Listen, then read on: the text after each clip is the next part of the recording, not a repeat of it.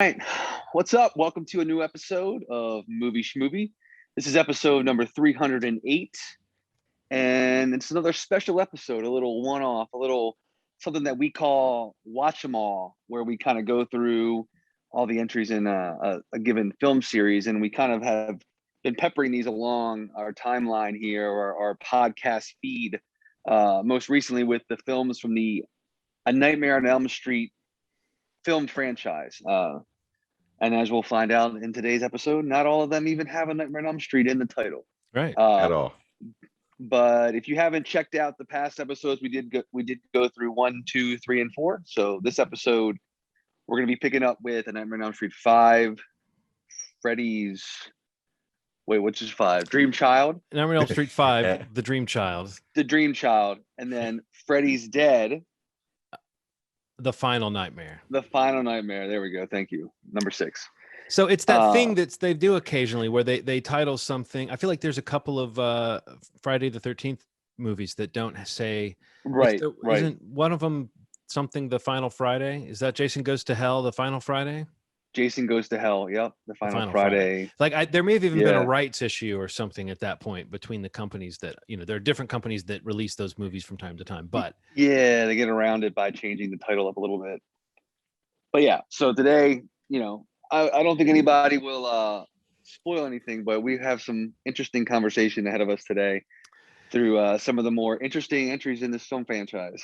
Yes, we were supposing that these might be the most fun to talk about because they're this. It's weird. There's the ones we have after this are all interesting in their own way, even if they're interesting failures in some way. Exactly. Exactly. These two are sort of like emblematic of that. What people think of when they think of a part 5 and a part 6 in a slasher film series, which is like, scrambling to create new mythology and kind of rehashing things and sort of like the bloom is off the rose. Right. And yeah, you kind of like, we'll get into each one, but in general, this pair, is kind of towards the tail end of the 80s, early 90s. It's kind of when the franchise kind of feels like it's running out of gas, maybe running on fumes a little bit, before it kind of gets into these the next series, like John was just saying, where they kind of got a little more interesting, if not different in some way. But yeah, so we'll get into that in a moment. I think that really quickly at the top of the episode, even though it's like a special Watch 'em All episode for Nightmare on Elm Street, this week before we recorded the podcast, a new trailer came out for a movie that we've talked about a few times on the podcast. And it's one of the movies that I think through the whole COVID era, the pandemic era of movie releasing, has been one that's kind of been moved around a lot, and one that they seem to really have tried to hold on to for a theatrical only release, at least in its initial run.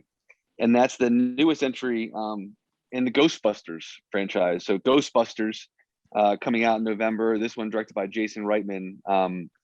I guess, Ronald, I think you sent the trailer around to us all the other day. So why don't you kind of jump off and talk a little bit about what you thought of the trailer or the movie in general, kind of its place in this whole. I think some of the interesting things that we can kind of not get too deep in, but like this movie, I feel like we talked about Black Widow being pushed around a lot during the COVID era. Like, this movie for that studio seems to be one that they are just hanging on to dearly to release in theaters. And this is their trailer that is like a new, fresh trailer. What did you think of it, and what's your feeling about the whole situation there? Yeah, I mean, this is one of those films that Ghostbusters 1 and 2. I'd say 1 and 2 are two of the most popular comedy scary movies. I don't even know. It's kind of a fusion of these two, because honestly, they did have elements that were pretty spooky. When I was, I'd say horror comedy is fair. Okay, horror comedy. Okay. Yeah. I mean, it has maybe sci-fi or fantasy, dark fantasy kind of mixed in, but it fits under a lot of the stuff. When you really look at it nowadays, it feels like it's pulled from, like almost like that Lovecraftian side of horror. And that like Dan Aykroyd, who hatched the idea, he knows his stuff when it comes to like, sci-fi fantasy stuff like that. He's a fan of that kind of stuff, and he even kind of Right. believes in some of it. So I think that like you can kind of see the origins of it. So I do think they played the horror straight, even though it's unquestionably, the first one is unquestionably a comedy first and foremost. And what is interesting too, like it was one of the few things that had like a cartoon companion piece that kind of created a mythology beyond the movies that still felt like it was pretty close to the movies. I love the real Ghostbusters. Don't ever watch Ghostbusters. Don't ever watch that one. That's got nothing to do with it. You're talking about the one that's got like the gorilla guy and all that stuff. Yeah. Don't ever watch that one. But yeah, this was a really important series for my childhood, and it felt like, I mean, there was one thing that was really cool. Like it was one of the few movies that I saw where it felt like these guys were friends. They all had different personalities and came from different places. But when it came to busting those ghosts, it made them feel good. Yeah, it made you feel good. Like it didn't feel so reliant on stereotypes. It didn't feel so reliant on, kind of things that were honestly like making films terrible at that time. Because it was like, there's some movies I cannot watch from that time. They were just unwatchable. But this was one of those sweet spots. So when I saw this trailer, there's something that they're capturing in this film that I haven't seen in a while. And it's kind of like this perfect balance of like, so I like Stranger Things. I think Stranger Things is like one of the better shows created in the past like 10 years. But there's something about Ghostbusters that kind of felt like the stakes in that movie were insane. It was like, it wasn't just the town that they were in. It was like the world could get destroyed. And that felt very like scary to me. Like these monsters looked nuts. Like I had not seen anything like that before.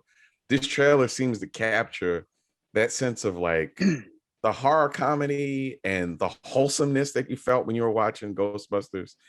And it there's a legacy sort of capture that they're kind of getting at that doesn't feel like it's a cash grab. There's no reward in releasing a Ghostbusters in 2021. Really. I mean, like, I don't think this is gonna be like the most popular movie in the past 10 years, but it will be one of those movies, if it's done well enough, that will be a cult classic and will make over time probably triple what a movie could have done typically. So like I just think that it looks like it's doing all the things right. That's all I was thinking. I mean, I feel like it might be a massive hit because I do think there's I just think there's a lot of cultural capital built up around this property. And I think for whatever reason, like, okay, we've seen a sequel to it. That isn't as highly regarded as the first one. People like parts of the sequel, but it's not as highly regarded. There was a reboot that a lot of people like and a lot of people don't, and it's not as highly regarded.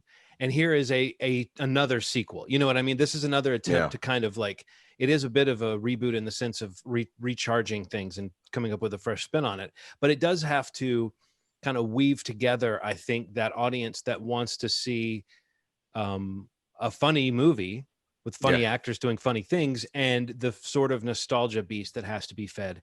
And there was a clip I sent you guys a link that it's Jason Reitman. That's his name, right? Jason?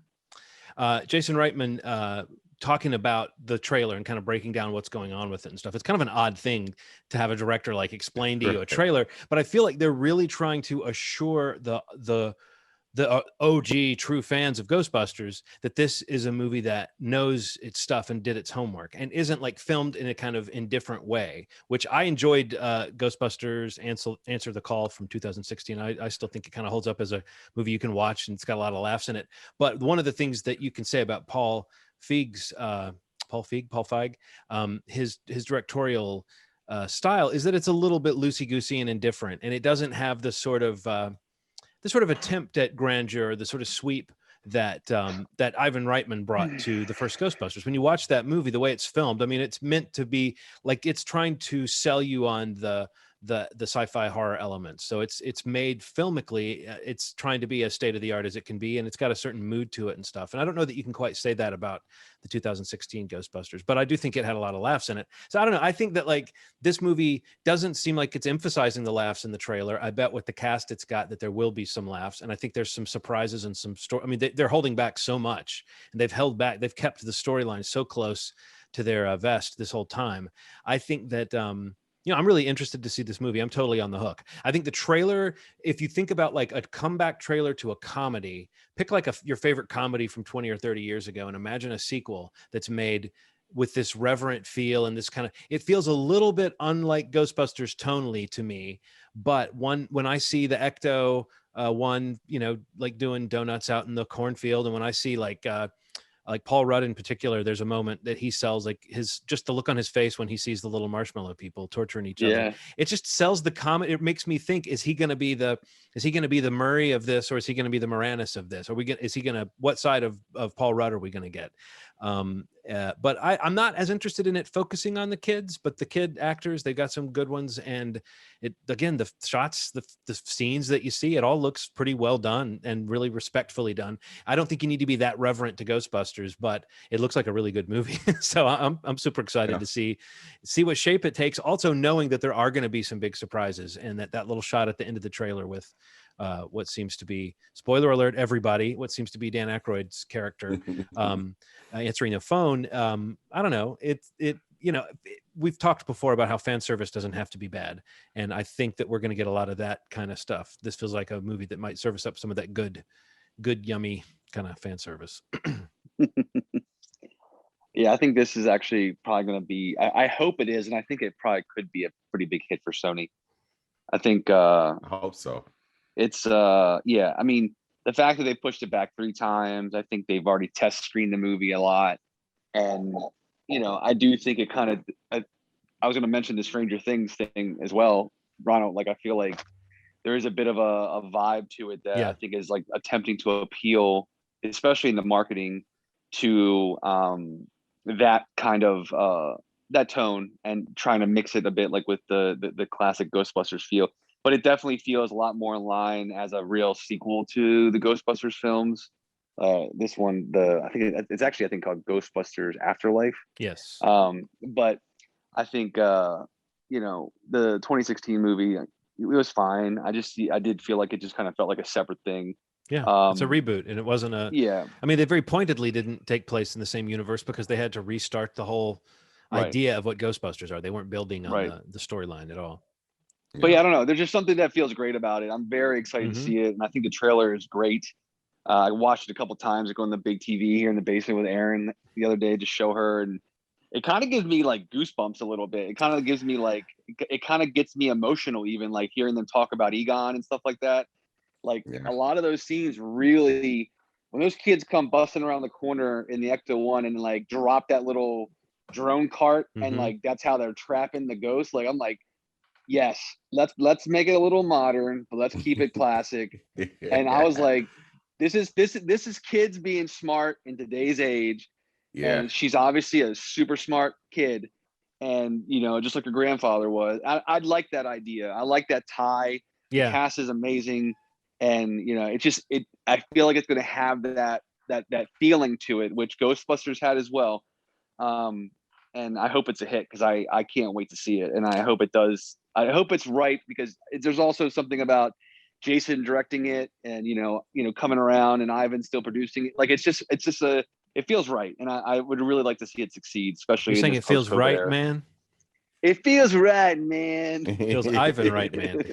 No, but I kind of agree with all that. Like, and I'm not even someone who thought we needed to say like let's get back, let's pay all this respect to it. But it does, like when you talk about what it feels, there's a little bit of that magic. Even again, not that you need a director breaking down a trailer for you, but he talks about some of the effects being practical, and I feel like you kind of sense that. And the fact that they're just trying to. Like, again, I don't need them to be like, we promise, guys, we went back to the original and we copied everything we could about it. But I feel like it feels more like a mark of like letting people know where this movie's coming from, and that you can expect it visually to throw back to that. I don't know if it's done well, then that's just one more way to do it, So and I could see those character entrances that we might see being really fun and really exciting, and there's a lot of, they can get a lot of real drama out of this. I just hope that it's actually got jokes in it too, just because that's part of the tradition as well. But it doesn't hurt to have it, like Paul Rudd, at least of the main cast. I was gonna say Paul Rudd. He's the laugh getter, but I don't know who else that's in it. Like, I think there's other people that are in this that we just haven't seen in the trailer because they're trying to keep the story under wraps. And I'm kind of glad they're doing that. I like not knowing. I mean, if I'm going to see something anyway, why not string me along? I don't care. It's a good trailer. Right. Yeah. Can't wait for that one. Right. So wait. Well, there's no sense in putting it off any longer, boys. You sound so excited. I beg to differ. Well, anybody got anything else, please, they want to talk about? No, let's talk about from 1989. Is that when this came out? Yep. Yeah. 1989. With a budget of $8 million and a box office of $22.1 million. So not the best return proportionally of the series. We're going to talk a little bit about A Nightmare on Elm Street 5, The Dream Child. Ronald, this was your first time seeing this movie, right? Yeah. So why don't you start us off? Because Steve and I probably had pre-existing feelings. We tried to prepare you. We said we're entering into the bad place when it comes to this franchise. But yeah, when you sat down to watch this, for one thing, it's been a while. It's been several months since we did our last Watch 'Em All episode of A Nightmare on Elm Street 3 and 4. Did you have any residual feelings that you kind of remembered, or did you feel like you were coming in cold to this very, strange I was coming in cold. Honestly, I did not see this movie, but I did see the sixth. But I had not seen this movie at all. You know what's funny? I was thinking about this as I was watching it. Had I have seen these films, I would not have been afraid of Freddy. I think for a really long time. Yeah. I think some of the mystique of Freddy was that he came in your dreams, and he killed you in your dreams and all that stuff. But I was so afraid to see the films that I was disillusioned. I was like, man, this guy is ruthless. He's like essentially like Candyman, essentially. Like, when I saw Candyman, I was like, I don't ever want to say this ever in life. But when I started seeing these, man, and we're watching this stuff, like, I know how it was. Like, everything scared me when I was a kid, guys. Like, any darkness, any corner of darkness. My family just used to scare me all the time. They used to plan to jump out of dark corners and scare the fuck out of me because I was the youngest kid. So everything scared me. I'm telling you, 5 and 6 would not have scared me at all. Like, on any level would have scared me. Right. I don't know why does it take them so long to establish where Freddy is in this world? Why do they spend so much time just fucking around, just dicking around, just showing us the town? And they seem to think that the banter between the teenagers is interesting enough to keep us entertained. And we're fresh off of like the 80s deliverance of lines where there's like this, like, can we jam in as much dialogue as possible for one line? It's like, well, what's the big deal? Freddy's coming up. Okay. There's like a lot of that, like a lot of that 80s style delivery of dialogue. I mean, we can't escape it. I mean, that's just the way people are speaking in films. Like the naturalistic thing is something that's kind of came later on. But this movie was fucking atrocious, man. I'm so glad. Like, I mean, I knew you wouldn't like it, but I'm kind of glad that there's not going to be like a defender of this movie on this. But not to say that we should just sit here and trash it, but I just mean like it is interesting how whatever is fun about Nightmare on Elm Street 4 is like not fun about this one. Like, the characters right from the start are not very interesting. It's the usual thing of starting with a scene of them that sketches in who they are. And this high school graduation scene, that seems like it should be like a good way to establish some new Yeah. characters, and that we've got Alice Yeah. and is it Dan? Are those their Dan, names? yep. Alice and Dan. Yep. You know, I don't think we hated Alice at the end of. We thought she was a little bit of a wet blanket, but at the end of Dream Master, we thought Yep. she was okay. But in this movie, there's just no. I mean, I think I had the same experience, Ronald, of coming in, even though because I've seen this movie maybe 2 or 3 times before this. I've not really watched it. You know, it's not one I've played a bunch. Yeah. But I had that feeling of coming in going like, I don't really care about these people. And I don't really feel like they're connected to a story that I'm that interested in. And I think that there is an interesting thing about the first 4 that there is some connection back to really the first 3, but the 4th kind of piggybacks in with a few surviving characters. It piggybacks onto the idea of like With Kristen. we're kind of getting the real story, and I guess Kincaid and Joey get to find out what happens to them. But this one starts to feel like, and because you said, you know, and I do think let's open this up because this is an interesting thing I had in my notes, restating the origin. They do have to do that because they have to establish what's going on with Freddy with a new bunch of people. And I don't know, maybe through these 2 movies, we can come back to that idea of like, how much do we need to spend time with people figuring it out versus not? But they're going to restate it constantly, but they're also going to, I think in 5 and in 6, they are doing these things that are taking it away from like what's worked in the past and like a new structure, a new way. Like both 5 and 6 are different ways of being kind of separate from the original lore of like why these killings were happening and what his sort of scope, well, you know, what his vengeance meant, like who he was getting vengeance on, the children of the people of Elm Street, the parents of Elm Street who had burned him. And each movie kind of adds to the mythology a little bit. So, I mean, I would love to get in. I have some specifics about that for this, but I don't know, that would be my thought in this one would be that it does feel like it's kind of off-putting because it's both going to rehash everything, but it's also going to put its own little weird spin on it that you're going to hear them talk about it. And you're going to be like, well, that's not exactly what they said before. And, you know, the rules of Freddy have to change continually because there has to be some new way to defeat him and some new way for him to get around that. And it just starts to feel a little elaborate and not as clean as the scariness of the original idea. Yeah. I feel like it also, like when it becomes like the more elaborate that backstory gets or like the origins get, like I feel like it's a risk you run when if you make it more elaborate and it's not actually adding anything to like the relevance of these characters, you know, in this movie, or like, you know, maybe their connection to it, whether it's a direct connection to it or something, you know, more historical or whatever. But like, I feel like when you start adding these little details to the history of this character or to the origin of this character, and it just becomes a little more like,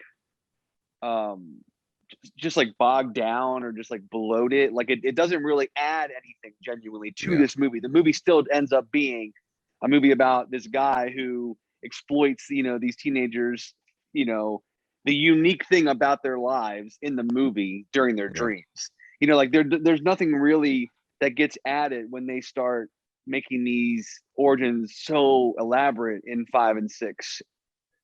And like pulling in all these other elements of who Freddy was, you know, could have been, whatever. But like, it just becomes so, I think, bloated or something. I don't know the right word I'm trying to place, but it just like doesn't do anything for the story because the story is the same. You know what I mean? Like the map of the movie stays the same. It's not actually expanding in any way that makes the movie more unique than the 6 sequels before it or whatever the case may be, you know? Right.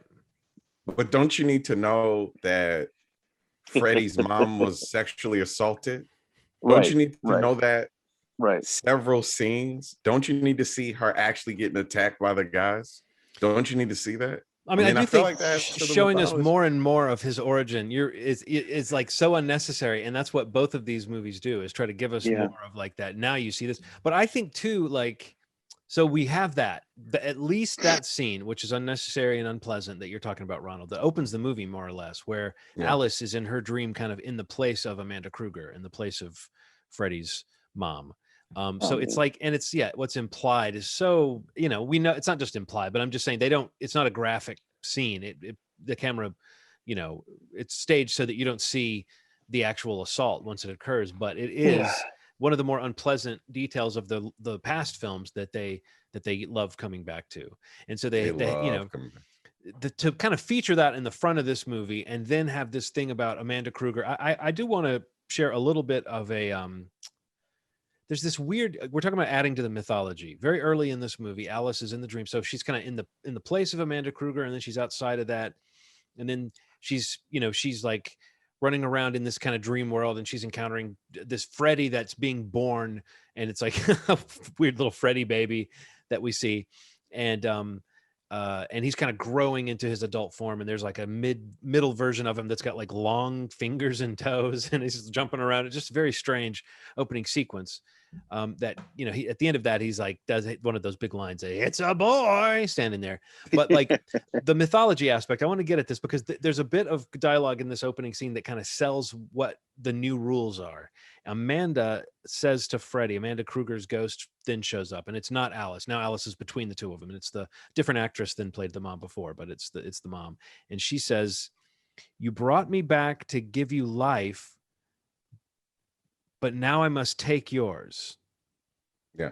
Are you talking about when she falls back into the? I'm talking about at the beginning of the movie. Yeah, she falls back and then turns into like a little toy. And then because she's so far away. And then she says to Alice, "I must be released from my earthly prison." And then I think you hear her say, "Look in the tower," as Alice is going into either another part of the dream or waking up. I can't remember which. But like that is like the loaded bit of dialogue that is like, you have to believe that and understand that to understand that, like, that's the new wrinkle that's been added to this, is that Freddy has found like a new way of being born again by somehow like bringing back the ghost of his mom inside Alice's mind, and then also feeding souls into Alice's baby. I mean, it's so elaborate, it's so tortured, and like, yeah, I think you could have either one of those maybe and make sense out of it. Oh, the mom's ghost is involved in this storyline. Or you could say this is all about a pregnant woman getting Freddy trying to be reborn through a pregnant woman. Those things both sound, I don't know, like a movie, I guess. But when you put both of them together in like an opening scene, I don't know. And also that opening scene, we should say, is intercut with like, USA After Dark kind of sex scene stuff. Like so many of those movies opened with that exact kind of blue lighting on, like, are those back muscles? Did I see a buttock? I don't know what's going on here. And that's like intercut with this weird dream of, I think as she goes into the story that we just described. It just felt so much cheaper and cheesier from the opening on than the last movies, which even though 4 felt a little cheesier than 3, those movies tried to have like opening sequences that were kind of artfully done or interesting, but this really felt like it was, like starting to get where they just weren't trying as hard to do something that was aesthetically interesting. You also mentioned those two crazy ideas, like to add to the mythology, and you're also talking about a movie that's under an hour and a half long. Yes. Right. So this is also something to keep in mind. Yeah. Somehow it's supposed to, you're saying that, but the way you said that sounds like it should be moving at a breakneck speed, but it doesn't. Somehow it is moving at a sluggish pace to explain some of this stuff within that hour, which is crazy to me. And also, when Freddy materializes, why is part of his body messed up? Why is there like this like janky arm that he has that they never explained? They never explained his janky arm. You don't remember that stage in between being a baby and being an adult where you were like a regular sized adult with long toes and fingers? It's so crazy, man. Like it's unbearable. And it's like, unnecessary. Unnecessary. This is one of the first ones that I felt like it almost felt like they wrote set pieces. They had set pieces, and then they wrote the story around the set pieces. Some of the scenes when Freddy came to life, it just didn't make any sense. Like it was just like layers and layers of things. So like one thing would happen, you're like, oh shit, the ground's splitting. Oh, something's coming from the ground. Okay, this thing from the ground is coming. Okay, Freddy comes, and then the back window explodes, and then he falls down. for no reason, and then you think that's it, and then more things happen. It just sounds, it's like a person was sniffing coke when they wrote this script. It just isn't. I don't even know how I'm saying this, but like, it's not practical. It's not practical within this world. Who did write this one? Screenplay by Leslie Bohem, is an American screenwriter, television writer, and former bassist. That's an interesting resume. Let me just look at this resume. Nightmare on Elm Street, Desperado, Dante's Peak, Badlands, Daylight. Justice. He wrote Jason Goes to Hell, The Final Friday, but it says uncredited script work. So maybe there was some, he was brought in for a rewrite that didn't get credit. Yeah, not a shameful career, I guess, but not a distinguished one. But no, it doesn't feel like it's the script's problem so much as it's just the overall production value. It just feels a little bit sleazy, and it's interesting that how much did Dream Master cost? So this movie actually costs more than the last one, but I felt like the production value looked like it had slipped a little bit. Maybe I'm just wrong, but it didn't feel like they were like being as careful and inventive with like some of the prosthetics in particular just looked bad. Like when Greta gets stuffed full of food, which is on top of being like a sadistic kind of unpleasant death that doesn't feel like it really makes sense in the world of the story, because she's at a table with people who presumably would try to help a choking girl. Help her, rather than just sitting there looking at her. But yeah, those prosthetics don't look very good, and I don't think they did for the time either. But and also Freddy, we like to track that. We'll talk about some of our favorite deaths, I guess, when we're wrapping up on the movie. But what do you think about Freddy's look in this one? The makeup's always a little bit different. Oh, it's the chief complaint that I have about Freddy is that his fucking makeup looks different every scene, and it was, how you can track it. There's like this pocket that kind of sits at the side of his head that you can see, right? And if you look at his skin, it kind of like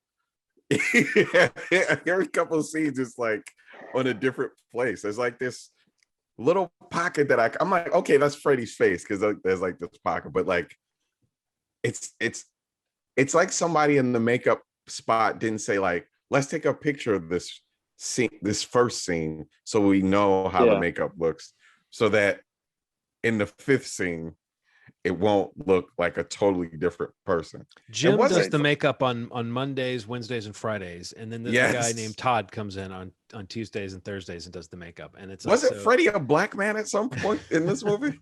Freddy was clearly a black man. Like, he was clearly like his bigger, taller, like wrestling. He looked like Zeus from yeah, there was a part when he was Super fighting. Freddy. When he was fighting, what's his name? What's the comic book nerd's name? Matt? Yeah. Matt, yeah. Boy, that guy's acting too. Like, whoa. Mark Gray, Joe Seeley as Mark. Oh Gray. yeah, Mark. I mean, like, there's, you kind of want to like that guy because his position in the movie is as like a pretty understanding friend, and he's got that kind of person who lasts a little bit longer in the movie kind of arc. And a different actor might have come in and done something interesting with that, but boy, some just non-existent line deliveries. Almost like they were just doing like, we're just running this for a lighting test, so don't worry about saying your lines, Joe. But yeah, he's the one who I think what were we just talking about that got me onto him?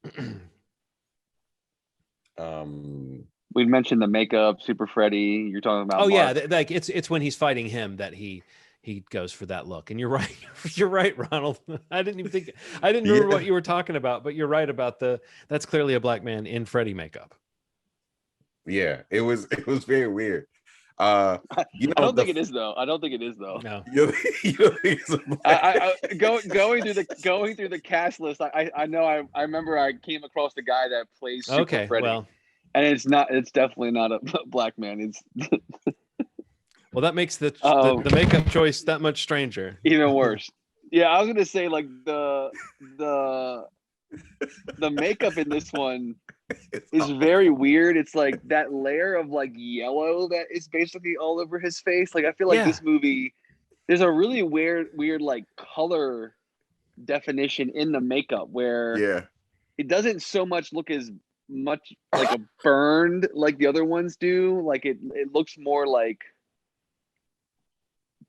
maybe decayed or something. Like it's weird. Like it is one of the standouts. Is like I feel like some of the worst Freddy look in terms of makeup between this and some of part 2. Like it's just there's like this weird like yellow. You can kind of like you're talking about. There's like pockets on his face. Like the outermost layer of his skin is like a yellow color. Yeah, and it's just even in the marketing. Like if you find the posters and stuff for it, it looks very weird, and it's not good. Would you say this is his? If part 2 was his most chewing gummiest look, then maybe this one is his most like pizza-y look. Pizza, definitely, because it's got the almost like red, and you're right. You're right that it's like a layer of yellow, like that. There's like the outer skin is kind of yellowish. I do think he looks disturbing in some shots. Sometimes the lighting is good and the makeup just works. And Robert Englund, like we talk about a lot that's wrong with these movies, but one of the reasons Freddy has worked for people at all is because Robert Englund does at least try to put some kind of real performance into it. And so he does give some moments of a menace that you can't really deny. But I agree with you, Ronald, back to your original statement. This movie is not a movie that would have made you scared of this character. At the time when I was watching this movie, I was no longer watching the Nightmare on Elm Street movies to be particularly scared. I mean, I wasn't, it just wasn't, I don't know. Other types of movies were scaring me at that point. When I was 16 or so when this movie came out. So like, I don't think I had it in me to be scared of Freddy. But I also think that he does seem less scary the more all this stuff that we're talking about. The more the movies seem a little goofier and like they're reaching, and the more the mythology comes in, and the more this long build up to the moments where you see Freddy like he's Jaws or the xenomorph or something, when really you kind of want it just to be one scene after another of someone falling asleep and having a nightmare and either getting got or not getting got. But all this time in between pretending we care about these paper thin characters. This one is like if it was getting harder, like if going from 3 to 4, it was like the people got more caricatures. They got another step caricaturish. I do want to, let's talk about some of the characters and the way we're introduced to them. I think it's very funny that Dan is the star athlete, right, at the school, or at least he's the fastest man at the school. And it's at graduation, after graduation, that they're coming up to him saying like, you need to start thinking about college. And like he's a prospect. So it's like he's graduated. Right. Also, I think it's really funny that the day after graduation, the Yvonne has like swim practice. Like I've got 2 hours of swim practice, like the day after I graduated. Maybe that happens. I just don't. You've got a swim meet in the summertime. It all felt very. It felt very like they didn't even try to make this make sense in the world that we recognize. You were obviously just not committed in high school, John. My school spirit was, pretty much as far as like, oh, I've got the diploma. There was a Johnny shaped puff of smoke in the air. But so what do we think of Yvonne, Greta? Dan is back from part 4, but he's so bland you almost forget that he's a recurring character, like there's nothing about him. And I love how that's the other thing, when they set up that he's like a star athlete, they have to say this kid's got the need for speed, because they're trying to set us up for something a little bit later, as though that's a character trait. But no, all the kids, there's a through line. All the kids have some characteristic that's going to be related to how they might die, or Freddy's going to try to get them. And the other thing is, all the parents are pieces of shit. All of them. Can I also ask you guys is, what is it with Freddy taking his fucking arm off? It makes no sense. It's a flex. It is a flex. You can't do that. It's an opposite anti-flex. How does alcohol burn your arm off? Do you remember that? He's in a car. He's in a truck. And right. Then he takes the alcohol from the back, because he doesn't drink. She does. And he goes like this, and his arm comes off from alcohol.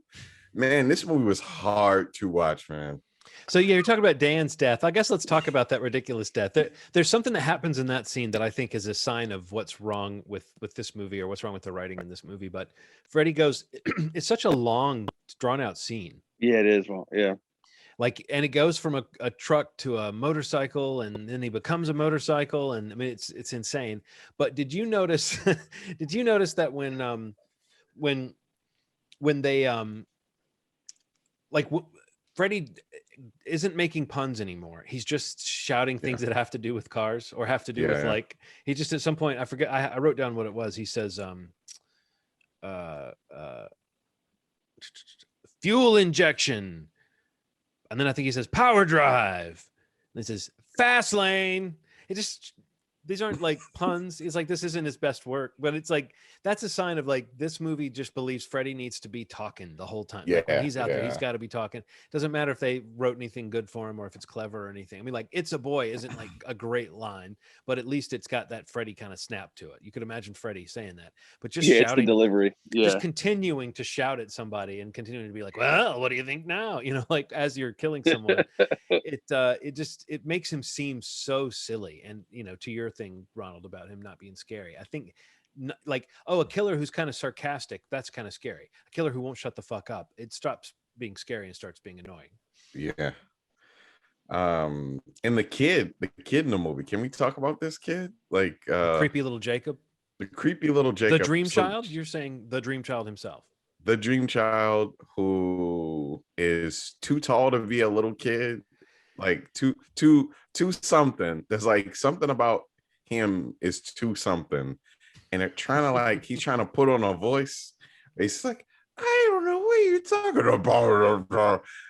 It just, I was very confused about the point of this child. And when he turns into like a mini Freddy, can we talk about that? The makeup on that, like the mini Freddy, like not really committing to putting makeup on his face. It was just like, like he went to like, I'm giving my age, a Woolworth.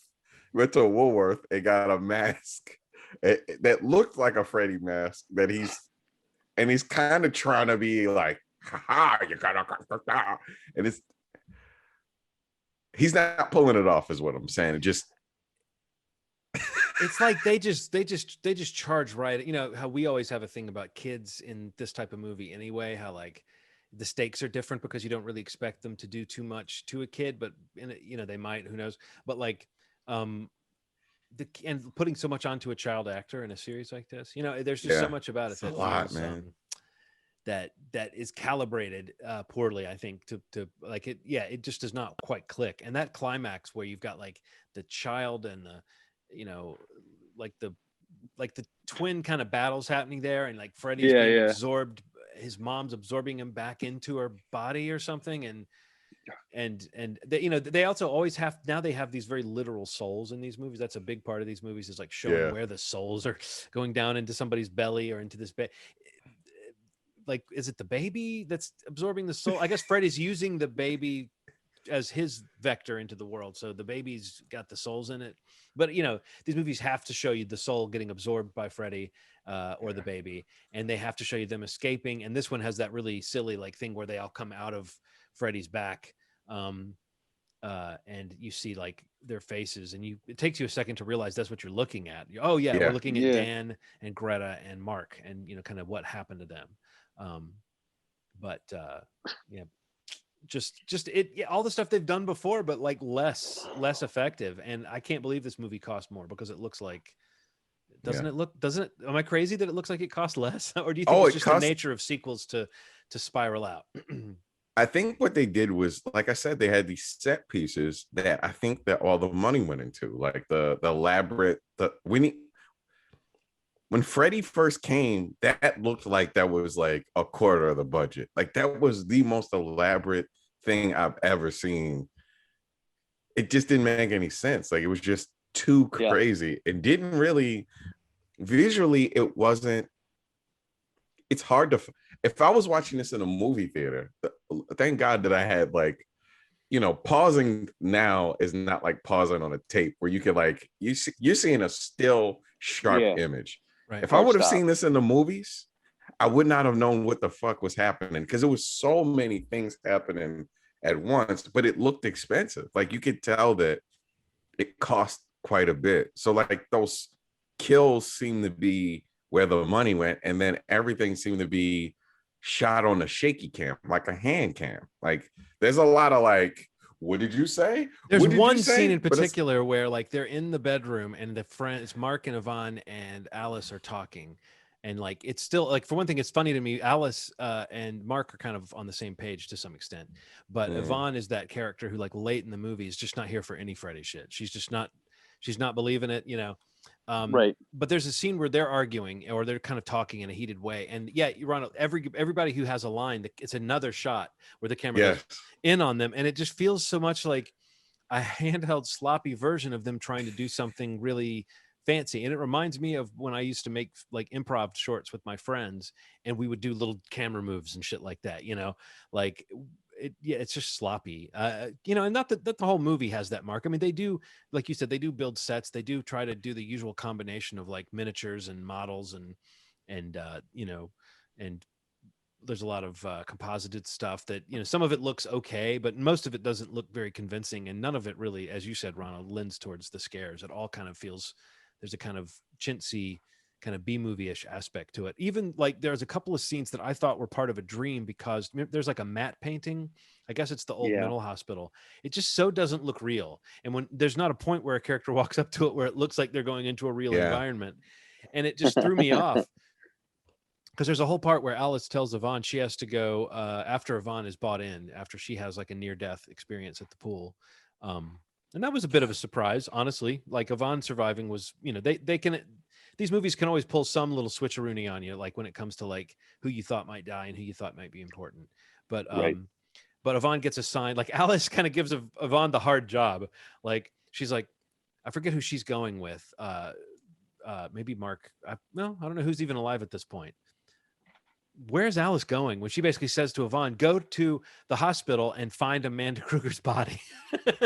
Go to the closed down, you know, mental hospital and yeah, look in the tower for a body that no one's found for 50 years or however long it's been, you know. And then it's just, it was so funny to me, but I can't even remember now why Alice, like, especially that seems crazy, because Alice is, what's she doing? She's going to do something Freddy oriented. Are they trying to, yeah, she just wants to go. She's like, I gotta go home and lay down.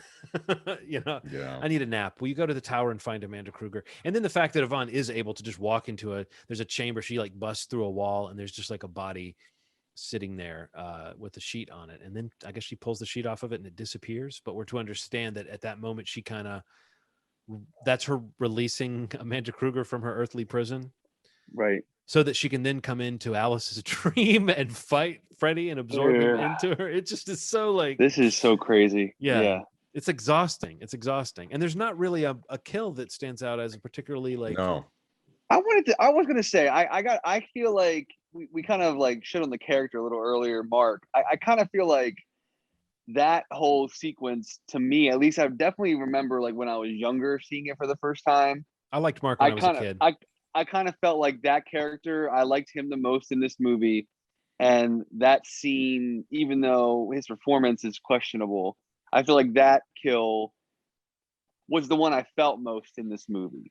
And, you know, and I think even just like the idea of, you know, the way they try to do the comic tie-in and his, you know, that's like his angle in the movie. And like, you know, I kind of like that sequence. I think, you know, mainly because I liked his character the most in my mind, remembering like the times I had seen it before. This rewatch, I mean, it sticks out a little more, you know, what's wrong with it, but I still kind of like him the most in this movie. He's kind of like, seems like a pretty good friend. And it kind of sucks to see him go a little bit. And I, you know, we talked about the Super Freddy stuff, like, and that stuff is kind of silly, and you know, it looks kind of ridiculous at times. But I did think, like the sequence, like where he's seeing himself in the comics, you know, kind of play out a little bit before he realized what's going on. Yeah, like I kind of like that, and I thought that was a little more creative. And for most of the movie, stuff that felt like it was either just complete bloat, complete way too elaborate, retreaded stuff, like that seemed a little different, a little more fun to me, especially if they are committed to these, you know, this movie kind of being a little more out there, a little more silly in some ways. Although in some stuff, Freddy's a little more serious and scary again, or they're trying to make him like that in this movie. But that scene for me, if I had to pick a kill, like a best kill or my favorite part of the movie, I kind of remembered that one being a standout to me. And even on the rewatch, it stands out because it kind of reminded me a little bit of the one in 3, like where each character has that moment where like their skill, their hobby gives them the upper hand on Freddy for a moment. Yeah. And then they realize like, no, like he's got you kind of thing. Right.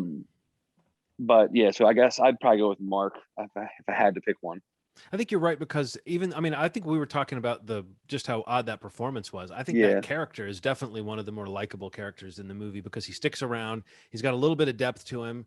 He seems sad. He does, he liked Greta, so he's sad. Yeah. He's like a good friend to Alice. There's even like the one moment where they deal with the discussion of abortion. They don't talk about it necessarily, but they allude to it. He says, that you have other options with this baby. And she says, no, I'm going to keep it. But it's like the fact that he's bringing that up in a no judgment kind of friend way. I don't know. I agree with you, Steve, that like there was something kind of soulful about that character that even with the kind of amateurish performance, sometimes it can work towards making you more sympathetic to someone in a weird way. Like he's just an awkward guy. And I also think that, maybe because that death, it's like they do establish, as silly as it might be, he's drawing this particular character throughout the movie. And when you see his like home, and it's a little bit weird. He lives in like a lumber yard that he works at or something, but he or a hardware store or something, but run by his dad. But he you just see it all around, and it positions him as that kind of like quote unquote geek character, which it's almost like Randy Meeks in Scream or something, where it's like here's a character, or the Frog Brothers in Lost Boys, where it's meant to make the audience who's into this kind of stuff see themselves a little bit in the character. And I agree that it also is one of the deaths that plays on that kind of idea of let's get creative with the dream imagery, both the idea that Alice looks down and sees that he's entered a drawing, and then that she, even though it's hilarious, she draws herself in so crudely with Alice and an arrow pointing to it. But it's like kind of creative use of that, and then the comic that he can tell he's still in the dream because the comic he's looking at is about him. All that stuff is like pretty well. It reminds me of the better dream sequence deaths that some of these sequences do play out over a long time, and I think that's actually two different sequences with Mark, where he's kind of in a dream and then out and then back in. I would agree. Ronald, what do you have a favorite scene or favorite death in this? There's nothing to say favorite about. I guess it didn't feel quite as like weighted, but I guess the comic book one, man, because it was interesting to see a kid get shredded up as a piece of paper. I mean, it was weird. I didn't like it when I first saw it, but when I stopped watching the movie, I was like, that was haunting for some reason. I was like, that is a weird way to go, to be stuck in paper and just get no blood, just get sliced up. Well, you could imagine a really cool version of that, though. You know what I mean? Like someone could do a really cool effect of like someone realizing they're 2D and then that they can be sliced up in that way. But I think that's just one of those things where the compositing is of its time, and also maybe not the best available. And so it looked like whenever it cuts to an effect shot, and like the film quality on the shot is so different than other shots around it. The lighting is very different. The color grading or whatever. I don't know if I have much else to say about part 5. Anybody? I have one other little thing I wanted to mention, just because it's there's 2 effects, I guess. The effects of this, if we're going to stay on that theme, I had 2 effects that I thought were egregious that I wanted to mention. One is the effect of Amanda at the very end of the movie as it's pulling out, and it's like supposed to be Amanda kind of wrestling with Freddy's spirit, but like trapped in this dream world now that she's keeping him there. It cuts to, it's such a cheap little miniature doll that's like going as the camera pulls out, and it just doesn't, it lingers on it too long to be like a clever use of like a cheap effect. And the other one is the part where, and I think it's maybe it's Freddy's arm coming off. Is it one of 2 times that his arm comes off? But like the arm falls and explodes into like super animated looking spiders, like 2D, like rotoscope looking spiders, like someone traced over film. and then cuts to a real bunch of spiders like on the jacket, and then she's stomping on them, but she's not stomping. She's so clearly like trying not to, like, clearly there's a wrangler there going like, do not harm the spiders, you know? Yeah. So it's like, hey, could you stomp, but don't touch them at all. But it's like, so the foot, it's like, it's like the worst possible assemblage of shots they could have put together to sell that idea, you know? And it's a combination of like, oh, they got real spiders and they put it in effect, but they didn't, I don't know. It just makes you think there was an ineptness or something, or a rush or something behind this, that they just couldn't stage the things particularly well. So any parting thoughts to Dream Child, Ronald? No, man. I didn't think this could get worse. I was about to say, like, let's let that transition a little bit. Yeah, you know, I have like the opening. There's a lot going on in the opening of this, and I think we should have been tracking the openings of these movies from the beginning, because Nightmare on Elm Street movies, I think a lot of times they do throw in like a quote at the beginning, like about the nature of dreams or sleep or something like that. So that's like a precedent. But this one starts off with a Nietzsche quote. And of course, I'm talking about our next selection, and our next Watch 'Em All selection, Freddy's Dead, the Final Nightmare. Starts with a Nietzsche quote. Do you know the terror of he who falls asleep? To the very toes he is terrified, because the ground gives way under him and the dream begins. And you're like, well, that's a pretty interesting quote. This must be a very erudite piece of entertainment. And then the next quote comes up and it says, welcome to prime time, bitch. And it's a credit to Freddy Krueger. I feel like that right there tells you, like, this movie is trying so hard to be something. It's trying so hard to be badass, trying so hard to be like smarter than it is. And then we've been talking about the needless conceits of these films. This one has this crazy, like a totally cheap opening sequence. If we're tracking the degradation of the effort of the opening sequences, this is just like titles that come up. It's really nothing, but there's this bizarre opening. I mean, did you guys think about this? It says Springwood, Ohio, 10 years from now. So 10 years from 91 when this movie came out, I guess. So 2001 maybe, but also maybe they're just trying to say whenever this is that you're watching this, it's 10 years in the future. Mysterious killings and suicides wipe out entire population of children and teenagers. So that's, for one thing, it doesn't seem like a complete sentence, but okay. Remaining adults are experiencing mass psychosis. There is new evidence of one surviving teenager. What the fuck? Yeah, I don't know what that was, man. It was very unclear. Like, what was the line of thinking? Like, is that what the script said? We open on a map, and what would be? It would have been just as effective as having two people eating at a bar talking about that. Like, I don't know. I don't understand why that had to. And it continues like that. It was one of the weirdest openings I'd ever seen. I don't understand what. I think it just hit me really hard, just how hard this franchise had fallen off. Like, it just, they were grasping at straws, just trying to come up with ideas that just did not feel good.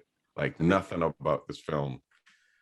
Yeah, the idea that, like, I mean, we've always had this idea that maybe on Elm Street there's not a lot of kids of a certain age or something, but this idea that, like, that's spread to just now there's just populations of teenagers being wiped out, and yet they don't go to much effort to make the world seem like it's post-apocalyptic. However, every place we go is kind of like grimy. Right.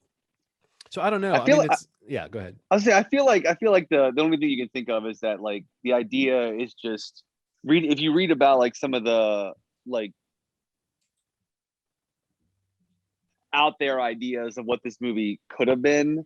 Like, I think the idea that they changed the title a little bit is probably a little more telling, that, like, they were really trying to, like, make this a little bit different. You know, it's obviously still Freddy and his mode is still there and everything, but like some of the other scripts or some of the other, like, story ideas for this movie were kind of out there. You know, like, one of them had, like, Alice's son being the main character, and, like, the Dream Warriors coming back to, like, help him battle Freddy. And I think that sounds really cool. Wikipedia also has, like, a note that, like, Peter Jackson wrote a script like for this movie that was, you know, not used, like about, you know, which sort of kind of takes a little bit of play in Freddy vs. Jason, like the idea that like teens aren't afraid of him and they like take sleeping pills to like confront him in the dream world and like things like that, which is also different and kind of out there.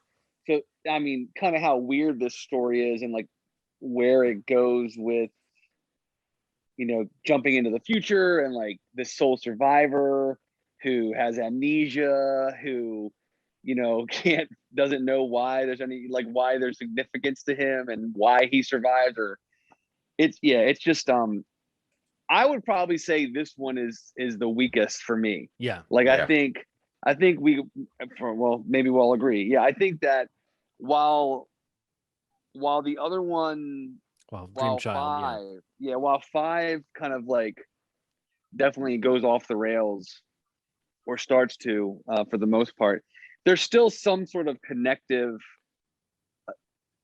barely, to the 4 films prior. You know, like kind of what John was saying about that one, like, you know, there's less and less of a connection to what comes before it. And I mean, I think this one is the more, and not even just that, but I mean, you watch this movie and like you really do feel the desperation to make this something that people still have any interest in seeing.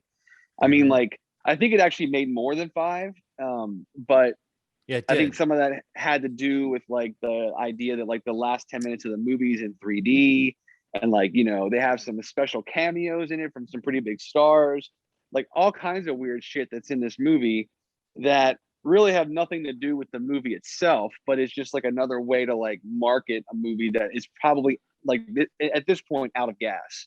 And like it felt like the franchise, both narratively, just creatively, at anything that they could put on the screen, like it just felt very tired and very boring. Like, I don't know, this is for sure my least favorite of the entire franchise, I think.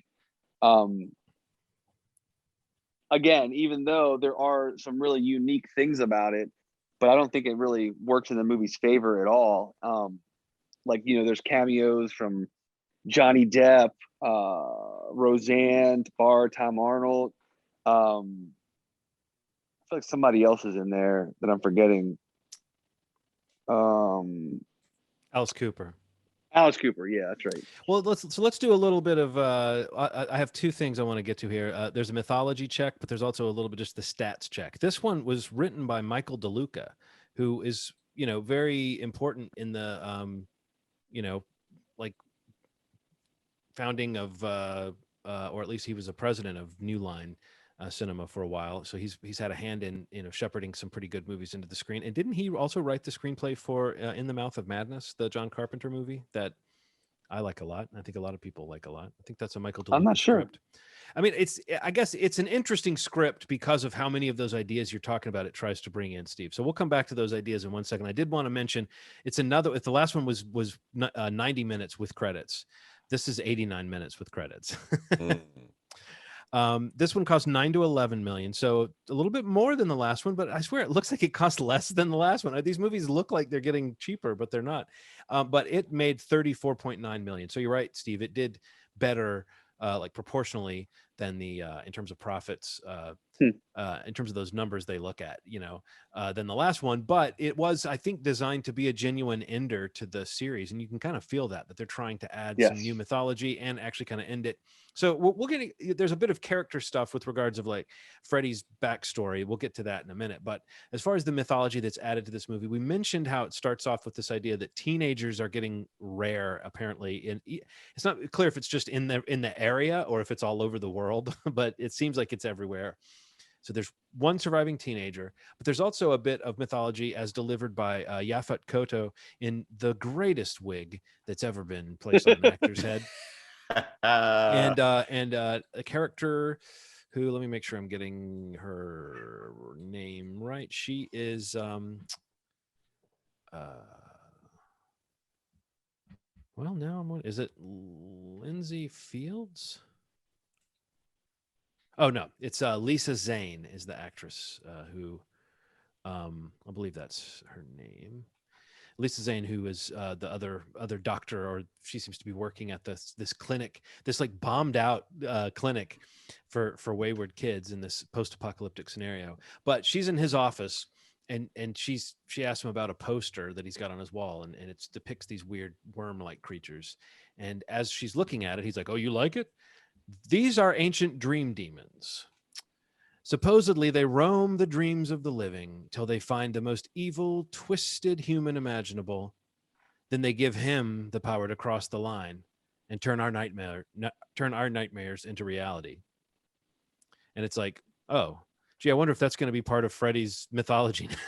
I wonder if this movie's gonna give us a big old slice of dream worms. And they do. We're expected to take those dream worms very seriously and very literally, so much so that there's a point in the movie where Freddy, like for the first time ever, refers to this force behind him. He's like says something about, I think it's when he's talking to Yaphet Kotto later, and he's like cutting his fingers off and talk about all the different ways people have tried to kill him. But he says he'll always come back because he can't die now. And he's like, at least that's what they told me. That's the first time we've heard Freddy refer to this other thing. And then he says, who? And he says, the dream people. So that's what Freddy says. But then we see what they're appearing to him as. And the fact that he calls those people, I don't know, Freddy, maybe he just hasn't been around people in a long time. But those are skeletal worm with like, those are like sperm worms with skull faces on them. Like those aren't people. Freddy. What are we talking about? We're talking about sperm worms in a Nightmare on Elm Street movie. But like they are flying around him, and they're coming to him, and they're literally like having like a what do they call it? An evaluation meeting, like you would have with a boss. They're literally like, we know you want to advance with the company, Frederick, but there's something we need you to do first. You've got to get your souls collected numbers up. And he's like, okay, boss, I will. It's just the weirdest.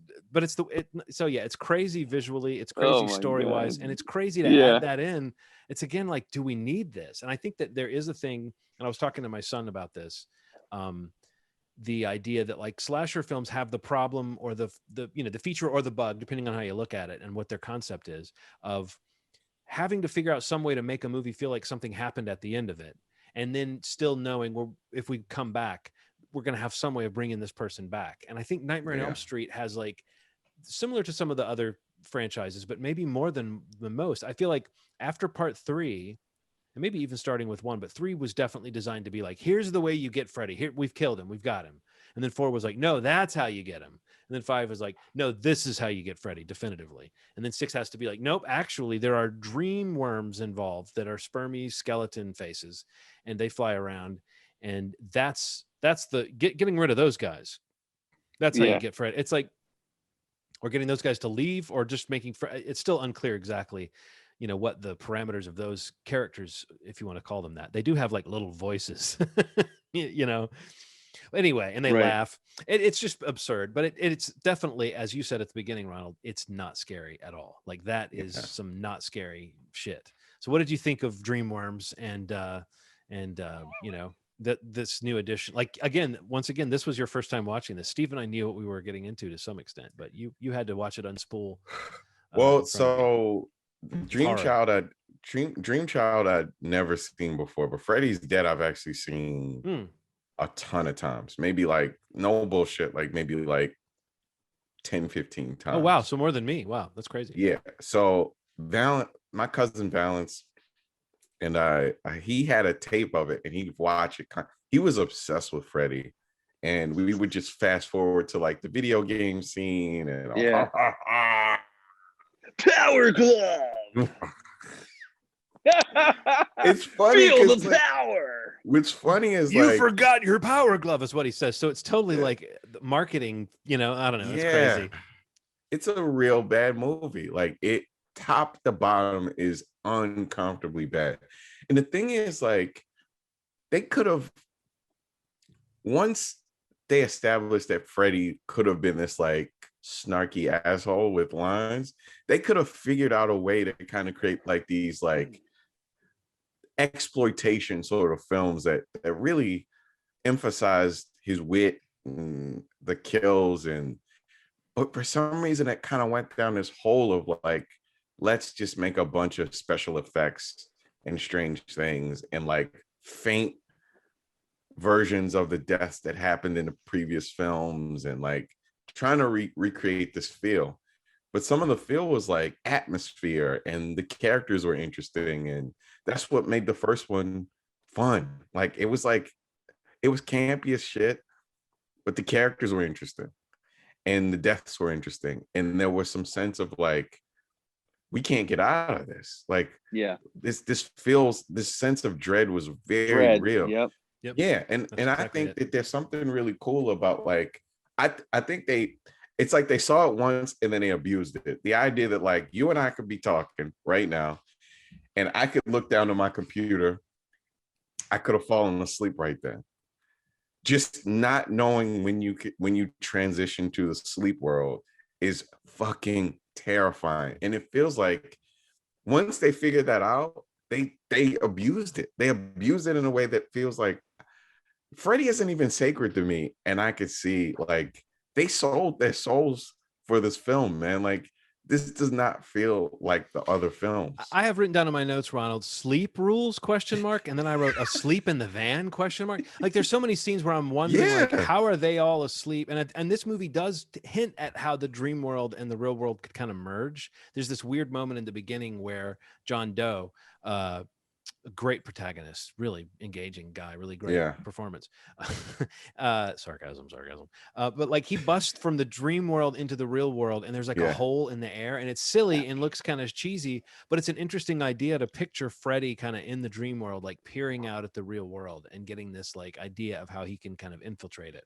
And I started to think like, oh, I don't remember this, but maybe this movie has a kind of like blending of the worlds, you know? Yeah. And they never make that explicit as to exactly how he's doing it, but this does feel like the movie that the most of that happens, and it's almost something deliberate, and it almost feels like a concept that they're playing with, which is like, whereas before granted, I think by part 5, you're right, Ronald, we've already left it behind, this idea of the plausible moment. They used to kind of indicate it by having a character kind of like fall asleep and wake up and you would kind of know. And I don't think you have to know. They can be tricky, but I feel like after a while they stopped being just tricky and started being like, they're not being creative or inventive about how they blend you into the dream world. They just cut to a scene and you don't know what's going on. And it doesn't feel, in this movie in particular, the sort of semi post-apocalyptic thing and all the weird mythology that we're getting, there's not a scene that feels grounded enough to make the transition feel like the set design of the clinic where they are or wherever is just as decayed and weird and overdone as like the house on Elm Street that they end up in when they go to the kind of dream world. There's not really much of an indication. It's not always as obvious maybe as it's supposed to be to us, like what world we're in. And I think that's both sloppy and a symptom of like what you're saying, like that. Yeah, this is a movie about kind of leaving behind what made them engaging. This is a movie about sleep apnea more than anything else, because like no one can just be driving and fall asleep unless you have sleep apnea, or you just like, they don't indicate like, oh man, I've been crunching for this test, and it's never that. It's just like they're there. Freddy is scary, and then they just fall asleep in weird places. It doesn't make any sense. Yeah. Well, the map says we're fucked. The map says we're fucked. See, I didn't remember how that guy died later, but when that moment in the van was happening, is that Carlos? The Carlos moment. But I was like, oh shit, I don't remember a guy getting killed by a map. But I was glad he didn't get killed by a map. It was just a nightmare. But what a task to give an actor, to be like, well, this is all practical. Yeah. It's going to be you in a van and a bunch of paper, and you have big fucking map. You have to act really freaked out about it. Kind of trying to find your way through a map. However, you can't find your way out of the map. However, then the map says you're fucked on it, right? Yeah. It is, I have to admit, that's a genuinely good joke to then say the map says we're fucked. I'm sorry. That's like the only genuinely good joke in the whole movie. Because he said it in a way that's like, so where are we going? Yeah. Well, the map says we're fucked. Like right. It's not, it was just very matter of fact Right. Like they wouldn't have known that he was sort of admitting like, no, the map literally said we're fucked. You know what I mean? Like, I don't know. I just thought that was actually kind of clever. And I think Mike DeLuca, I saw traces of, even with this stupid mythology stuff, there's traces of somebody trying to do something different and something clever. It's just the what you see on screen doesn't match up to any of the ideas really. And also I think that like that lack of scares, I mean, it's a real problem going into like the second straight movie that just isn't scary. You know what I mean? Yeah. Like plain old doesn't have any of those connections. Part 4 was already getting a little beyond it, but yeah, there's just nothing. There's not we can pick a moment where we think the filmmaking is inventive or the death that was memorable, maybe from this movie. I don't know if I can even do that, but definitely not like a moment where, like you said, Ronald, if I was a kid and I saw this, it would not have been the reason why I would have had nightmares about Freddy, and it wouldn't have been the reason why I would have thought he was cool either. It would have just been like, in fact, I remember seeing this movie. I was in college. It was 91. So it must've come out on video. I think I saw it on VHS first. And I just remember like having it on and just like having friends around and like no one was that into it. And I felt like, I'm not going to pay that much attention to it, you know. And this had been a series that had meant a lot to me before that. So I remember feeling like, yeah, that Freddy is dead. When I saw this movie the first time, it really felt like they good and killed him. But it's a weird thing to think about too, because like I can remember seeing this too, and like I was pretty young still, and it really did feel like one that, I mean, honestly, like even thinking about it now, like I didn't come out of it any more scared of Freddy. If anything, in all seriousness, it was like, it really felt more like gimmicky to me. Like the movie itself felt gimmicky because of the 3D. Because I remember seeing it in 3D, and like even in the movie, like the note of like when to put your glasses on, you know, she is so obviously doing it as a cue to put them on. And you yeah, know, she just puts on the feeling like 3D that was glasses in like, the movie. I had forgotten that until she did that. And I was like, right, oh yeah, right. that's right. You know, And it's just like, you know, that was something maybe, you know, sort of not ahead of its time, but I mean, like definitely something different at that time. Uh, and also just like, you know, we joked about it earlier a little bit, but like even like walking out of it, remembering like the things that you remember is that, and like the power glove, you know, like just this weird like marketing, like, you know, these like weird angles that were a part of a Freddy Krueger movie. Then and now even just kind of feel weird and just don't really, I mean, not only does the movie itself just not work in general, but like the afterthought of that and thinking about that post, you know, in this series that we're watching, it just feels really disconnected even from the horror, like the whole mythology of Freddy Krueger. Like, you know, the whole, you know, going into the future, and you know, there's some interesting ideas like you had said, John, a little bit earlier. Like it's kind of a odd thing of to think about how this town could kind of be exist on its own, and you know, all these kids are dead but him. or even be sent away or hidden like that Something, when they go to Springwood and they go to the Springwood Town Fair. That feels like a dream sequence, and it turns out it's not. It turns out it's actually real. But there's like old people that see teenagers and run away, and that's where Roseanne Barr and Tom Arnold pop up. So this was made during the 5 minutes where they were like, you know, together, and like, you know, culturally, like you'd want their cameo in your movie. But they play a couple that's like sent their child away or something, because she's like, I want my children back, and he says, you know, when you bring kids home, they bring him, or they something that's like the effect of like, if you have kids, they're going to summon Freddy, or they're going to attract Freddy. So that makes it seem like Springwood is this bizarre world. I again, we're still dealing with the fact this movie was intended to be set 10 years in the future. So it's intended to be somewhat dystopian. And that's just such a bizarre statement to make, you know, on top of the fact that you're trying to do all this other stuff. And I think it's another thing that works against the scares is that, you don't, like I said, you don't ever feel particularly grounded in a scenario that's familiar to you, and you take away the connection to things. And even though we get back Freddy's backstory, it's this whole new thing about him killing his wife and his daughter seeing it, and he shames her into keeping the secret. And like his wife, he killed her because she discovered, I guess, evidence of his child murders in the basement, and all that stuff is really creepy. But like, it doesn't really connect. it adds this weird thing of like, oh, so Freddy was mad because his daughter got taken away and because people killed him for being a murderer. You know, it's such a weird thing to add to it. It's like, hey, by the way, on top of being a murderer that you guys killed and that I want to get revenge on you for that, I just want everybody to know I'm also still mad about my daughter being taken away by the state. Like, it's just like an added, it's like a weird, it's a weird human note or sympathy note to try to give Freddy or make him more interested. I don't know. I can't even fathom what motivated that. Did you make any sense out of like that part of the story, Ronald, outside of the fact that they were trying to give us, I think they wanted to give us, you talk about gimmicky, Steve, they wanted to give us Robert Englund on screen being Freddy Krueger, you know, before all this happened. And like, this was the way they worked. That's true. Yeah. But what did you think of that origin? I could have worked, but it just, everything was done so poorly, man. Like you were saying, like there has to be some difference between the real world and the dream world. And in 5 and 6, like it really was no difference. Like everybody's kind of talking in this hyper, like strange way. And I don't know, man. I don't know what I made of it. Besides, this movie's getting worse and worse and worse. So what about standouts, like kills, or if there is any, like anything that stands out from this one? Power glove, man. Yeah, power glove, for sure.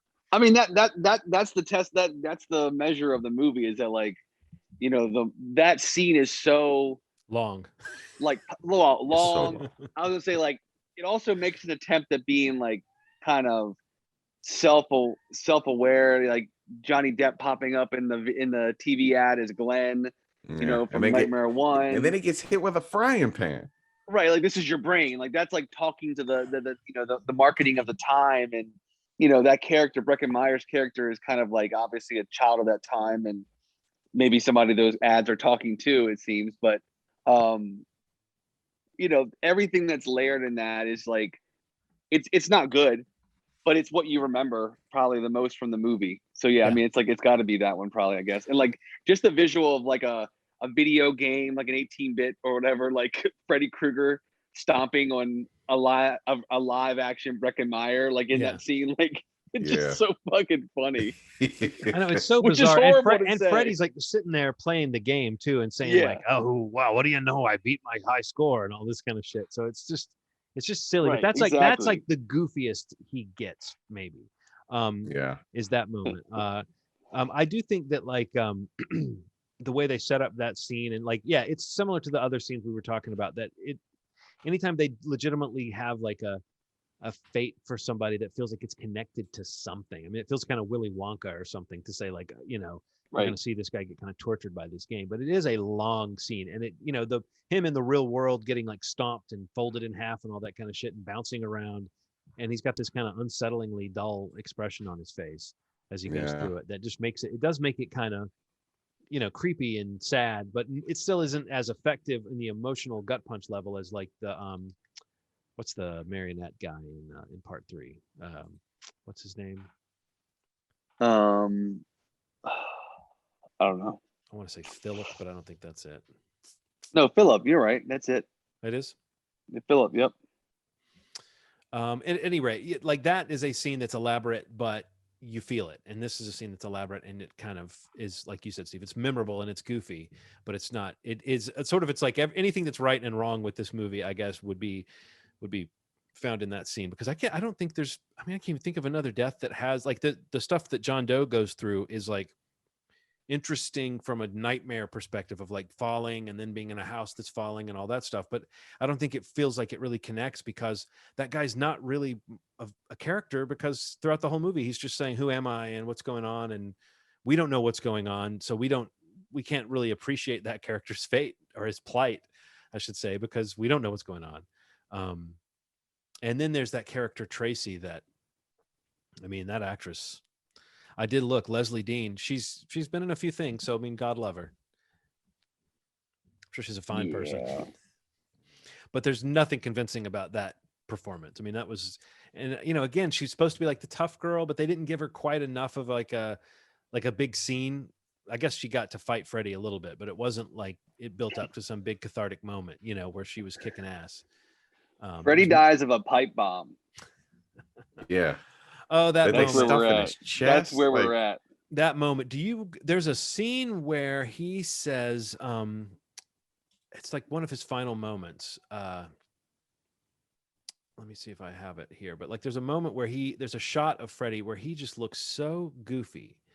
And he's like smiling up at the camera. I mean, he's not quite at the camera, but it's like him. He just looks like an old man. I can't remember what scene was happening. But I do have a screenshot of it. I think I'll share with you guys because it is hilariously bad. Also thinking back, I kind of like that sequence you just mentioned when John's like falling. I think it's that sequence where like you see like Freddy up in the parachute. Mm-hmm. I remember feeling like that scene was kind of bothered me a little, or was a little kind of creepy. Yeah, or at least like an interesting shot, like, you know, having him up in that just the idea of like what he can do to, you know, this thing that's saving you from falling, is he's kind of in control of it with his knife fingers. I mean, there's definitely something about that moment that feels kind of nightmarish because of the night sky and just how kind of out of control the character feels. And it did feel, again, like I said, there's something primal about, you know, dream falling imagery. Another line did occur to me that I thought was funny. Do you remember when they go to the, like, in the clinic or whatever that place is, that like in the basement there's this arsenal of weapons, and Yaphet Kotto says something like, the cops were supposed to come pick this stuff up. Does that mean that's the stuff that's been confiscated from the kids they brought in? That's insane. That's insane. Yeah.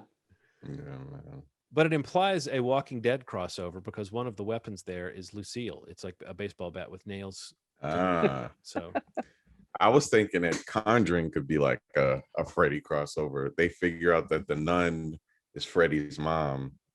There you go. That becomes a Freddy Conjuring crossover. And maybe they'll do it better than Freddy in the past couple iterations. Well, it's kind of hard to imagine somebody not doing something better, but I feel like we've seen how the attempts to, I mean, you'll find out next time, Ronald, when we get to the remake. Well, maybe you've already seen it, but like, no, I haven't seen it. Oh, yeah, but in context, it's a, like, the next three are all an attempt to do something different or reboot the series. Oh, I've just found this screenshot. I think I'm going to send it to you guys because it's the strangest, honestly, it's the strangest image of Freddy I've ever seen. And so I had to get a screenshot of it. All right. I think I can send it this way. Yeah, it's uploading now.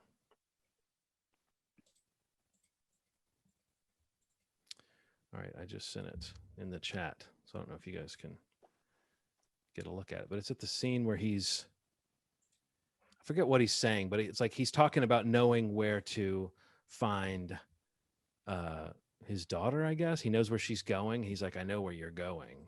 Or maybe he's talking to John Doe or something, but it's just like, it's a moment where he looks like a creepy old man.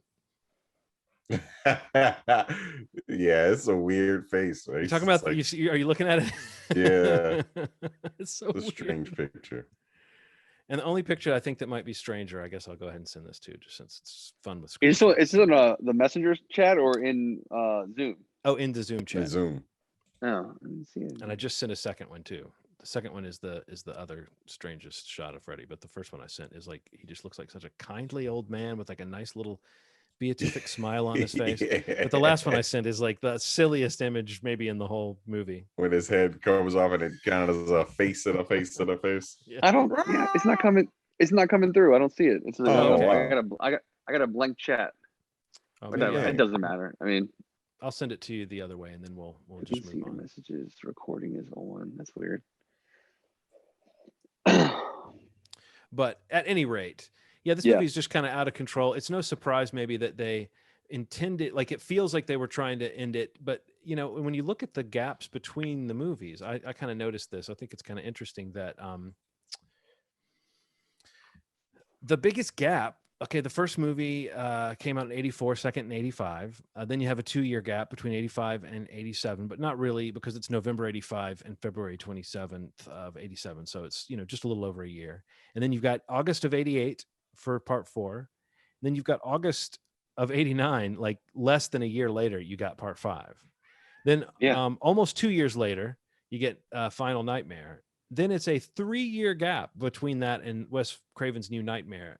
I just feel like time is so relative because that felt like a bigger gap in my life before they rebooted that. Oh, definitely. Then you got 94 to 2003, which is a 9-year gap, which is the longest gap in the series, because then Freddy versus Jason and the remake, there's only a 7-year gap. But I mean, obviously after this is when it's really, this essentially is still the end of the kind of proper Nightmare on Elm Street franchise, right. as we knew it, even though Freddy versus Jason is kind of considered canonical. But that's kind of crazy that there hasn't been a successful anything to do with it, you know, and until very recently. Wes Craven was still alive.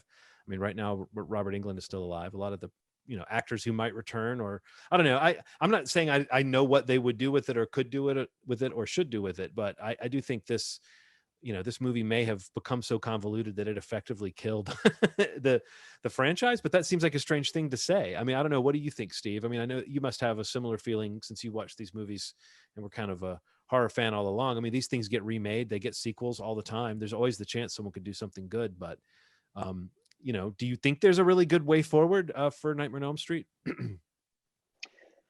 I mean, they're going to definitely find a way. I mean, we talk about it all the time on the podcast, like just the idea of IP and who has what, who owns what, you know, between this and the Friday the 13th series, you know, you especially because you look around, and even this week they just announced that, like, you know, Universal and Blumhouse sold this massive, like, 3-picture deal for Exorcist movies, and, you know, David Gordon Green and what he's done with Blumhouse to reboot Halloween, and Scream coming out in January. You know, it's just like these are like I mean, to me personally, like, these are like Mount Rushmore properties in this area of the horror genre. So, you know, the idea that, you know, Nightmare on Elm Street 2010, I think it was, or whenever that one was, you know, that it's been 11 plus years. You know, it's kind of wild that there's not something happening with Nightmare on Elm Street, and I'm sure it will soon enough. You know, whether, I know Friday the 13th, I think a lot of it's like rights problems and who owns what. But I'm not sure the deal with Nightmare. But I know at some point I want to say, like, is his name Nico Acosta, the guy that did the sci-fi series, Candle Cove. You know what I'm talking about? Well, it's Channel Zero. Yeah, I mean, like, that's like encouraging. That person would be. I feel like at one point I heard him on a podcast that he had like a pitch for it might have been Nightmare and Friday the 13th, but I mean, like, I think at one point he was developing something for it. It's just there's got to be something that they can do to keep it going. I mean, it's too profitable or too well known of a horror franchise to you know, to not do something with it. And I also think, like, Elijah Woods' production company, they've been trying to get the rights to do something with it. I've got a little update from the Wikipedia here. It says in 2019, Bloody Disgusting reported that the film rights were reverted to Wes Craven's estate, and then in November of that year, so that's, you know, going on 2 years ago, the estate had begun work on resurrecting Freddy, as they were actively taking pitches for a new Nightmare on Elm Street film. They were also reportedly looking for pitches and concepts for a possible HBO Max series. So there's a couple of ways this property could come back, but yeah, I mean, obviously the fact that's 2 years and no real news about something moving forward. So it's crazy. But that person, I mean, you know, the Channel Zero, that would be a good. Yeah. I mean, if that was the team that was taking this on, I would be interested, because some of those series already have, you know, when I think about it, very dreamlike scenarios where the fear actually is maintained and the mystery is maintained, like, from episode to episode. Some of those, I think the second season in particular got really, like, heady and dreamlike, and I don't know, and like Elijah Wood, like, I know recently, or in the last year or two, they've been talking. I don't know if they're one of the ones doing these pitches that you just read about, but Spectre Vision, I know they're trying to do something with Nightmare on Elm Street, whether that happens or not. But I mean, I haven't loved all their movies, but I do think that they're like genuine genre. You know, their love for the genre is there, so maybe they could have they have like a cool angle. for something for Nightmare. But yeah, I mean, it's got to happen. I can't wait till it happens. And not to get ahead of ourselves, especially because the remake in 2010 was not very good. So hopefully soon, man, because I love Freddy. So I'd love to see more Freddy.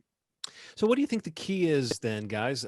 Would it be like the dreams? Because I could see both direct. I guess we can maybe have this conversation after we've seen the other movies, but like that question of Freddy, the character, Robert Englund is obviously getting a little older. Who can't play him forever.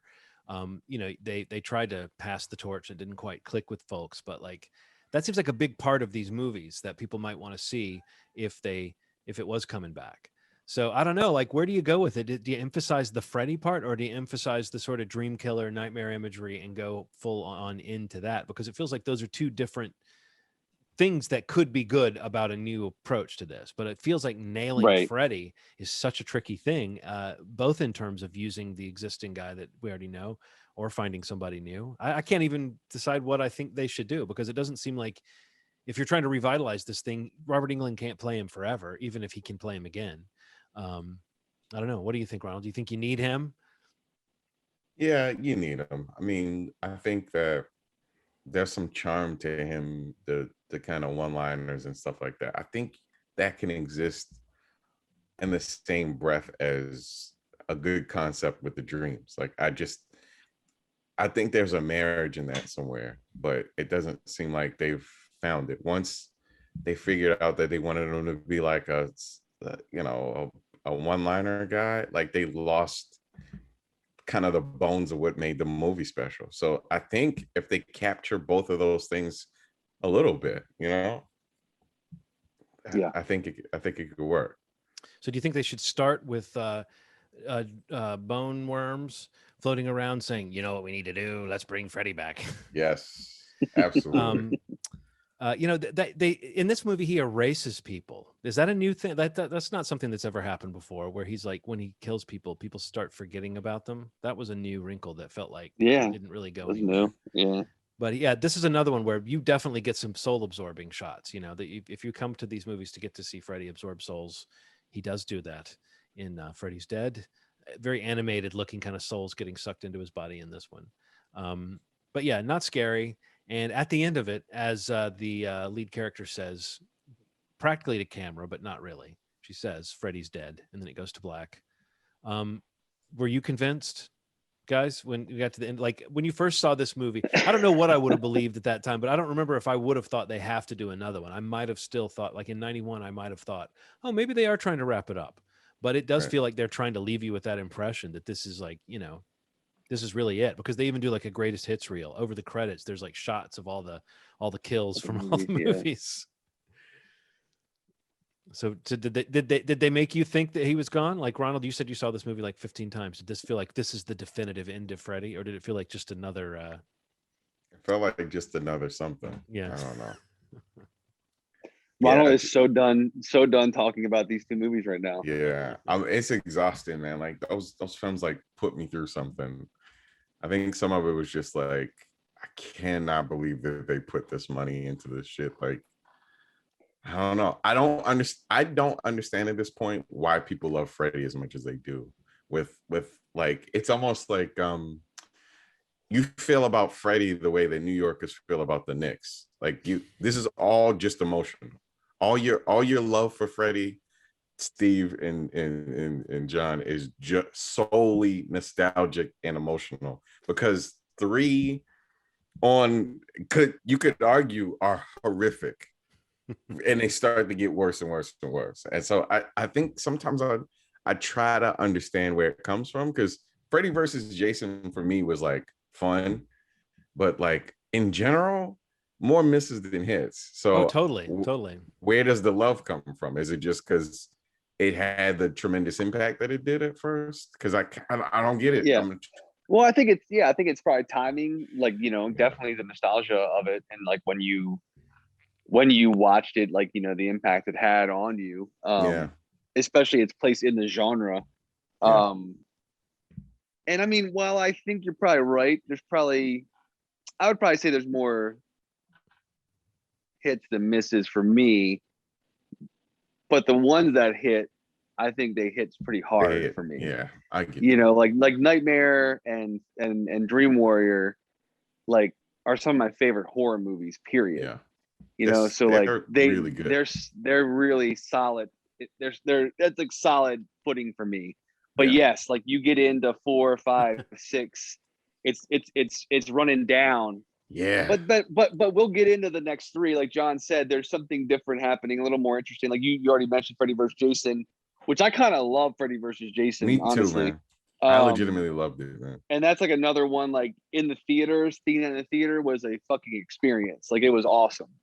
And, you know, with a crowd, that's one of those, like we always talk about that experience in the theater on this podcast, like the standouts. Like I just remember seeing that finally come to fruition and watching that, like, you know, the 11 p.m. show on the Thursday that the movie came out. Like it was the crowd you want to watch it with, you know, and it's like people were super into that. So that's got a place for me where I really enjoy that one. And we'll talk more about that on the next one. But I do think it's like a weird, like, you know, like some highs and then it goes down, but it kind of comes back up in interesting different ways that maybe are not reclaiming any kind of its peaks, but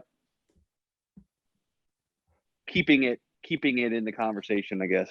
Yeah, I mean, I would say, yeah, it's 1 and 3, and the fact that the iconic nature of the character and like the fun you can have with all the stupid. I mean, the fact that making, you know, I mean, honestly, the only reason why you wouldn't describe a movie like Freddy's Dead as kind of like a fun movie to sit there and kind of, you know, watch, to almost hate watch, is that it is so relentlessly unpleasant. Like within 5 minutes of starting, there's been like a reference to date rape that's really flippant, and there's like a sexual abuse survivor who's one of the main characters, and we find out about that. So there's something kind of relentlessly ugly about these movies, and as it goes on and it becomes a little bit less effective, that stuff really does feel very kind of its time, and just doesn't feel like, kind of to your point, Ronald, like there's really not much reason to revisit these movies. I think any of these horror series that we take on from part 1 to part whatever, though, I think you're going to run into that thing of like, maybe there's an original idea, maybe there's a sequel, and then it's just around as a brand to try to get money out of it. So like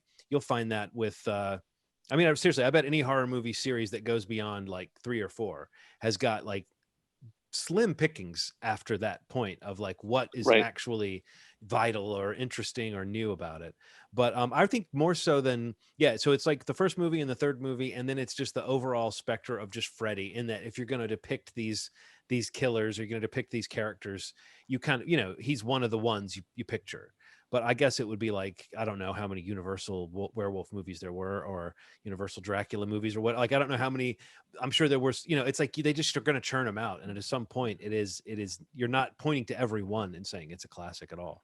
And if we continue with our plan to watch the Halloween movies as we go into the fall for this show, you're going to find the same thing happening there, Ronald, is that like, you know, there's the moment of brilliance, and then there's a lot of trying to recapture that, and it's movie after movie. So it's, yeah, I bet you'd be more hard pressed to find a horror series that has more than a couple sequels where you can really say they're all good movies, if not great. Yeah, that's where we're at, guys. That's where we're at. But we did it. We made it through, honestly, the leanest times for this silver franchise. lining. Yeah, you've survived the bottom, Ronald. The bottom. I'm tapped out, man. I'm tapped out. So I'm looking forward to this. I'm welcoming the change, because I just finished Freddy's Dead before we filmed, and I was like, no, I don't. Yeah, this is gonna be fun. We all felt the same way, though. That movie was the longest 90-minute movie I've ever seen in my entire life. Honestly, like I felt like, because I was kind of doing it in shifts throughout the day, and I was just like, I cannot believe this movie is still going. And you know, when they only killed 2 or 3 people, and it takes so long, like you said, Ronald, to set up the mythology. Like there's like, what's the movie there? Like, what are the characters you're following? What's the story that you care about? There's really not anything like in Freddy's Dead, especially. But in part 5 too, like Alice is just not, even though it's the same actress and everything, and Dan too, they're just not vibrant enough characters to carry you through these diminishing return movies. Nope. Yeah. All right, cool. Well, let's wrap it up. We We did it. We did it. We got one more left in this series. We'll catch up, I guess, in a couple weeks, maybe, or I don't know, whenever it happens. We'll round it out with 7, 8, 9. It's crazy. There's 9 movies in this series, so they got to come out with one more to make it 10, I guess, right? But yeah, so we'll catch up again and finish out the Freddy series, the Elm Street series here to wrap up this Watch 'Em All's episode, and episodes for Nightmare on Elm Street. But movieschmovie.com is the podcast feed. You can find us on YouTube as well, youtube.com/movieschmovie, to watch the video element of the show. We also have a special series that we do there called Marvel Schmarvel, where we kind of get together when the Disney Plus series are airing, or there's Marvel movies coming out in theaters, to talk about everything that there is that comes from Marvel. We talked about it basically too much on the podcast, so that we kind of did our own thing on YouTube to kind of make it a little more its own thing. So you can subscribe there for that feed as well. Get it all in one spot. Again, moviespreview.com is the main landing page. You can pretty much jump off from there to any podcast platform that you could possibly find us on, or you can just listen there right through your web browser if that's more convenient. But wherever you find it, if you are subscribed, please leave a rating or review if you can, and share it with someone to get the word out there about the podcast. We'd really appreciate it. Yep. We'll be back next week with a new episode. I think we might be talking some industry stuff. There's a lot of interesting things happening, in this return to movie theaters, sort of, and what's happening with COVID now in the world, possible pullbacks once again. I don't know. We'll see. But just talking about the impact so far on movies and what it's looking like in theaters and the streaming platforms that they're available on. So maybe we'll get into that next week. That should be an interesting conversation. But otherwise, I'm good. If you guys have anything else you want to mention? I'm good. Cool. Ronald's about to fall over. It's been a long day, man. Ron, you made it, man. You made it. We're done. All right. As always, guys, you've made our day. Thanks. Bye.